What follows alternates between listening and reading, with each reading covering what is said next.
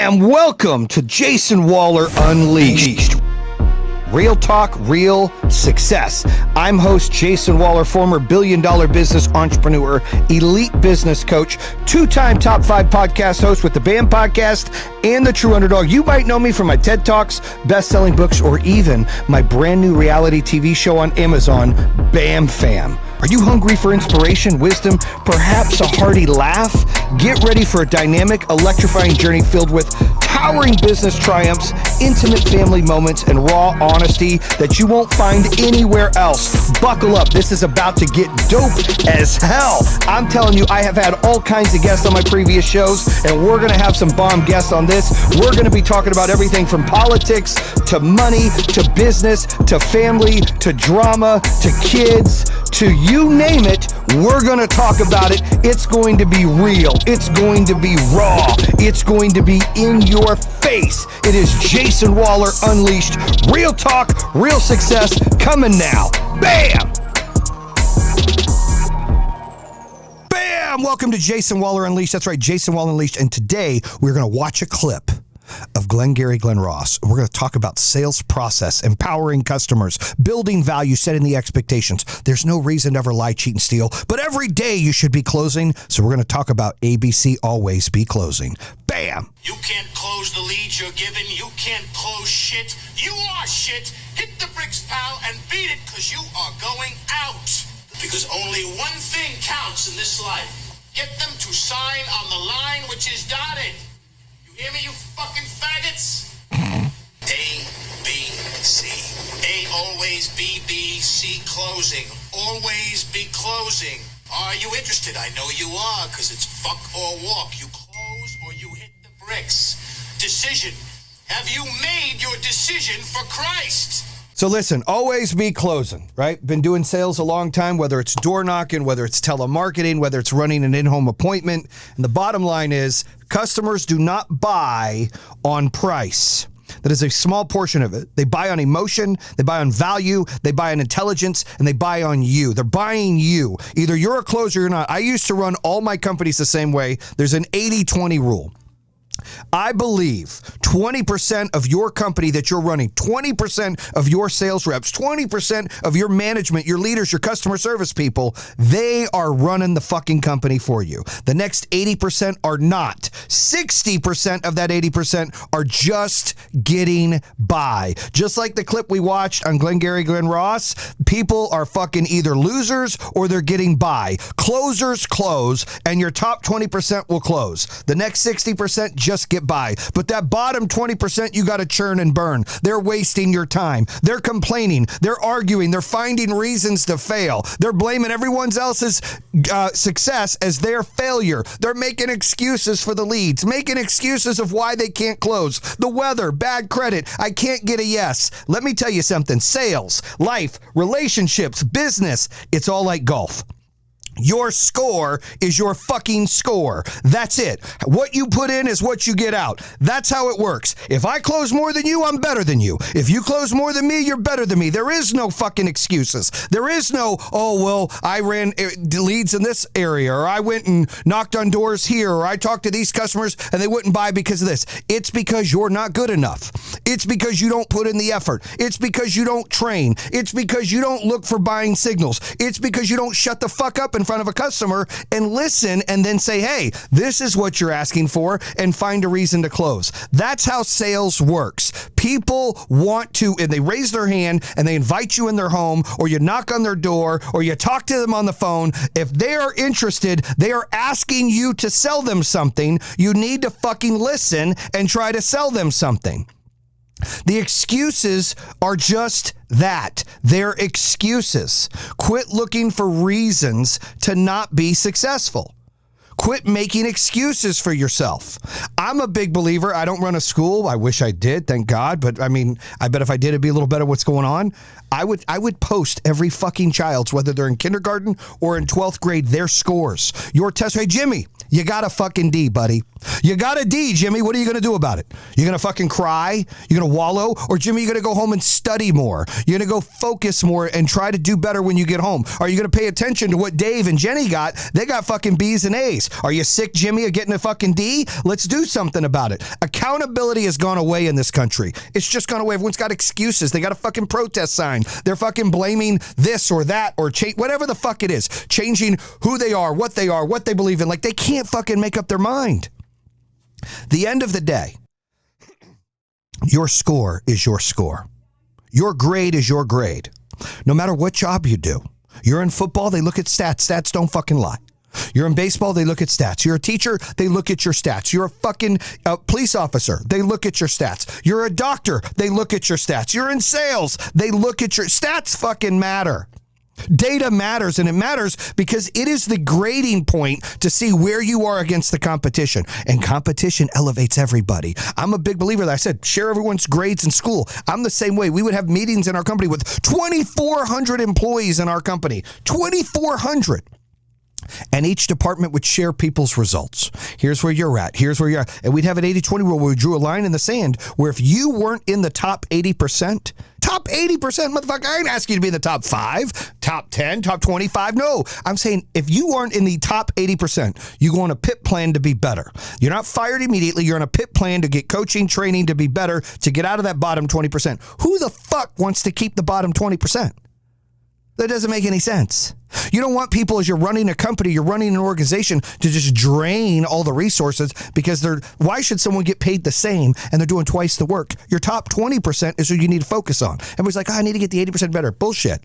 You need to focus on the top 20%. Elevate them. Have them coach and make little mini-me's. Have them groom the next level. That's called bench strength. I teach people, I coach people on how to build bench strength. What is bench strength? Well, you get a manager, you get an assistant manager. You always have one in training. So if we had 25 locations, we had 25 district managers and 25 assistant managers. Why would you do that? Well, if I wanted to open up a 26 location, I don't want to pull a manager out of the fucking thing. So I've got 25 assistant district managers to look at and say, who's the most qualified? And let all the managers talk about it. And then their person elevates, and then they're able to elevate someone else on their team. And that person gets to move and open a new location. It makes sense, right? Because you're building bench strength. You're building leadership. They're being able to do the job and move up. It's important that you are able to do that. And how do you do that? You do it by a ranking system, a point system, a ROAS system. You grade people on how they do their job. You grade people on the work that they put in. It matters. Sales matters. Everything in life is a sale. You're doing customer service, you're selling something.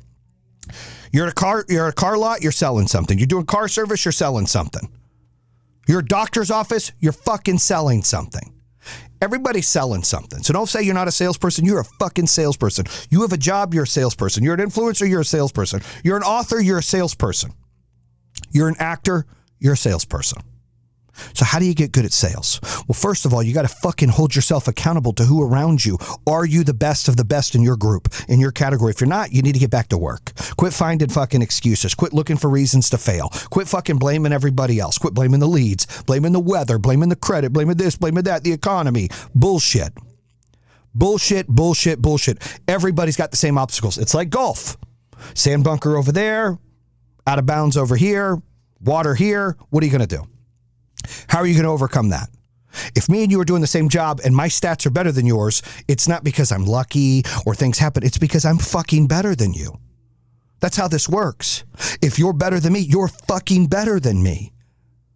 It's time that you quit worried about your fucking feelings and you start holding yourself accountable to the competition. It's time that if your leaders and your managers out there and you're running a company, you start sharing the results. Don't fucking hide the results. Share the results. Not just celebrate the winners. Fucking show the losers. Hey, you fucking shit the bed this month. I want everyone to know that Jimmy here shit the bed. Jimmy, what are you going to do better this month? That is how you get to the next level. Because it's so important that not only do you have the attaboys and attagirls and you're able to reward success, but you've got to be able to hold accountability in failure. It can't be, hey, Jimmy, let me talk to you alone. Hey, Jimmy, your grade is really bad. And we're going to do everything we can. Bullshit. Jimmy, your grade sucks. What do you want to do about it? Jimmy doesn't like how he feels in front of people. Well, then fucking do something about it, Jimmy. That's how it works. Like, the world's too soft. If you worked for me, Jimmy, and this wasn't a school, I'd be like, hey, Miguel and Jenny, you guys fucking crushed it. Our top leaders, Jimmy and Dawn, you guys shit the bed. What are you going to do different next month? If you don't like being called that, find a new fucking job. That's how I ran a business. That's how I'd run a school. That's how I coach. That's how I train. I do it even when I coach kids at sports. Like, well, they're kids. They got to learn sometime. They're not fucking 6. They're not 8. They're not 10 to 13. You don't think they need to know that sometimes they're going to fucking not be the best? Sometimes they need to know they got to put more work in, that mommy and daddy aren't going to bail them out? Like, I know with my kids, I have failed sometimes of spoiling them and not holding them accountable. And I'm trying so hard to put those things in front of them now. But what are you doing to do that? Are you running your business that way? Are you running yourself that way? Are you running your family that way? Are you showing accountability? Are you showing the results? Are you saying, here's where you stand? I mean, look, maybe it's wrong. Maybe it's unethical. I don't know, but that's how the fuck I'm built. I want to see the stats, the data, and I want competition, because competition elevates success and elevates the best and brings out the best in people. No matter what department or category or business you're in, you need to be able to measure up to other folks to know where you stand, and you got to be hungry to want to move up. Those are the people I want to be around. I don't want to be around those that are like, I'm just getting by. I'm okay. I'm in the middle. It's fine. Fuck that. That means you're that bottom 20%, dude. This is just a stopping place for you. This isn't about where you're going to be and what you're going to do in the future. This is just, this is temporary for you. I want to surround myself with people who believe, who are all in, who want to better themselves, who want to take advantage of the opportunity they have in life, who want to excel, who want to elevate other people. That's who I want to surround myself with. And you don't ever have to be a liar, cheater, or steal to be a great salespeople. Those motherfuckers are scumbags. Those people don't deserve to fucking be selling anything. You never have to lie, cheat, or steal. You can offer a great product, talk about the benefits of the product, find the pain points and the excitement that the consumer wants, and then close the fucking deal. It's pretty simple. Everybody wants to make it so complicated. It's simple. If somebody fills out a form, or somebody talks to you on the phone, or somebody invites you into their home, do you think they're doing it for shits and giggles? Like, yeah, just give me a brochure. They're willing to talk to you about something. It's your job to educate them on it, answer all their questions, overcome any of their objections, and they get them agree to say, yeah, that is a salesperson. And I think educators are salespeople now. When we were hiring at our Power Home Solar Company, we were hiring like teachers, loan officers, things like that. We weren't looking for salespeople that were schlocky, that were out there like, I'm just trying to sell solar. No, motherfucker. These people already raised their hand and wanted to know information about solar. All you got to do is educate them. All you got to do is be passionate. You got to be able to talk about the brand, be personable, make a friend, answer their objections, their questions, close the deal. You don't need special salespeople to do that in life. You can do this in any business you're in. You can do this in any industry you're in. It's all about getting in there and talking to the consumer the right way, selling the right way, answering their questions the right way, being able to market the right way, being able to overcome objections the right way. I'm a big fan of getting all the objections out early. So how long have you been in the home, Mrs. Jones? 2 years. Oh, great. Do you plan on leaving soon? No, I don't. Therefore, at the end of this, they can't be like, well, let me think about it because we're going to move. Motherfucker, you just said you were going to be here a long time. You've been here 2 years. You need to answer the objections early, and then you need to find the pain points and the excitement points of why you're there, why you're in the home, why you're there selling the product, why are they in your store, why are they talking to you? Get those pain points, get those excitement points who they're interested in, what drives them. I used to ask customers, why am I here? Is it because, you don't like the power company? Is it because you're trying to reduce a utility bill? It's because you want to save the planet? What are my reasons we're in your home? Let them tell you. It's no different. If you let them tell you, they will. But we watch clips like Glengarry Glen Ross, and we watch clips on like Boiler Room, and they're sales tactics, and they're aggressive, and I get it. And there's a place for some of that. But in today's world, with an iPhone, with an Android, with today's technology, people want answers now, but here's the biggest point. They want to be empowered. They don't want you to sell them anything. They want to make a decision. So it's your fucking job to get in there and answer all their objections, give them all the information so you can empower them to make a decision. Because when you empower them to make a decision, guess what happens? They make a decision. This is what I want to do, or this is what I don't want to do. I used to ask people all the time, look, I'm going to ask you to give me a hard yes or a hard no today. Because if it's a maybe, I can't come back and see you. Our company's going to have to call you. So all I ask is I'll answer all your questions. I'll go over everything. I just ask for a hard yes or a hard no. Fair enough? Customer says yes. We get to the end. It's a hard yes or a hard no. Not a maybe. I don't want to be a maybe. If it's a maybe, call our office, get you back on the board. I don't want to know it's a maybe because then I didn't do my job. It's a hard yes or it's a hard no. You should train your salespeople. It's a hard yes or it's a hard no. It's pretty simple stuff. When you're looking at different people and you're trying to hire and recruit people in your business, you need to find people that believe in what you're doing. First of all, you got to believe in yourself. We talk about it all the time, but then they believe in what you're doing. You have to have a product that makes sense. And look, there's all kinds of products that make sense, like everything and anything. Like there's a need for almost anything and everything out there. You got to be able to market it the right way, but then you got to be able to talk to people and let them know you're passionate about it. You know, when I talk to people and they're super excited about something or they're passionate about something, I get excited about, like, what are they so excited about? That is important, that you are able to show that in a sales call or a sales pitch, that you're able to discuss that in a sales call or sales pitch. You have to have some kind of passion, and you've got to train your people on how to have passion. You know, it always be closing is very true, but the days of the snake oil car salesman are over. The days of the knocking the doors, in my opinion, are a dying breed. It's just hard. Like, if you knock on my fucking door, dude, like, I ain't talking to you. And I came from the door knocking spectrum. Like, that's what I used to do and how I built my first companies. But today's technology, people want to be empowered. Consumers want to have the education and knowledge so they can make a decision. So when I go into a home where I train people or I coach people on how to build a sales team and how to go into the home, train them to answer all the objections, all the conversational pieces with the consumers, all the pieces of why you're there, all of the benefits of why you're there, building credibility, and then asking for a hard yes or a hard no. And then being able to walk away and be able to take the result. You don't waste your time playing ping pong with a consumer. They either want to do it or they don't. In most cases, if they're inviting you in their home or they come into your store for whatever you're selling, they want to do it. If they don't, then you didn't do what you were supposed to do. That's my opinion. That's how it works. That's why I usually start by, hey, look, I'm going to go over everything for you, but I just want you to understand, we just need a hard yes or a hard no.